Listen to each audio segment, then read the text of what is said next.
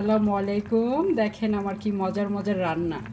এই যে এটা গত বছর গার্ডেনের মূলার ডাটা ডুটা দিয়ে শুকনা শুটকির তেলে রান্না করেছি। হ্যাঁ, তারপরে এইখানে কি রান্না হচ্ছে দেখেন। ইয়ামি কচুরমুখী দিয়ে বড় মাছ ভেজে আর কচুরমুখী ভেজে, তারপরে টক দিয়ে একটু কি বলে তেঁতুল দিয়েছি। হ্যাঁ, এই যে তেঁতুল দিয়েছি দিয়ে তরকারি রান্না করা হচ্ছে। ধোয়ার জন্য দেখা যাচ্ছে না। তারপর ধনিয়াপাতা কাঁচামরিচ এগুলো দিয়ে দেখেন।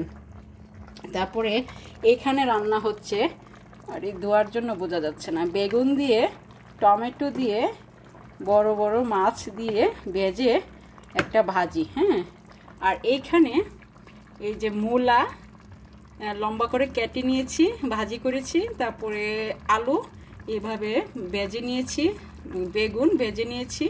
তারপরে এই ছোটো মাছগুলো ফ্রাই করে এটা দিয়ে চচ্চড়ি করব, সাথে অনেক পেঁয়াজ দিব। হ্যাঁ, তো দেখছেন এইসব রান্না যে কি কষ্টকর, কিন্তু খাইতে খুবই মজা, লোভনীয়, তাই না?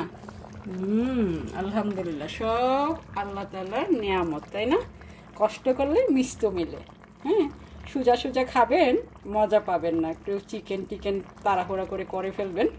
তো এইভাবে মজা মজা করে লোভনীয় খাবারগুলো খাবেন, বাচ্চারা অনেক কিছু শিখলো আর অনেক মজা হবে খাইতে। এটাকে কিন্তু আমি মচমচে করে ভাজি করে এইটাতে দিয়ে তারপরে চচ্চড়ি করব, মানে ভুনা চচ্চড়ি যেটা। তো এই যে আমার রান্না এখনও চলতেছে, আরও অনেকক্ষণ চলবে। তারপরে গরুর মাংস আছে।